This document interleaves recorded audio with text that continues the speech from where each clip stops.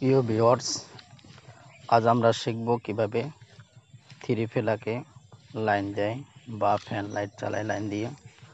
তো আমরা ফেলাকের একটি তার ফেলাকের সাথে লাগাবো, আর একটি তার আমাদের ফেলাকের সাথে যে সুইচটি থাকবে বোর্ডের সাথে, ওই সুইচটির সাথে আমরা লাগার পর মেইন লাইনটা, এই মেইন লাইনটাকে আমরা একটি তার সুইচের সাথে লাগাবো, আর একটি তার আমরা ফ্ল্যাগের সাথে লাগানো কমপ্লিট হওয়ার পরে এবার আমরা বোর্ডটাকে উপরের পার্টটাকে বোর্ডটার সাথে আমরা জয়েন দেব।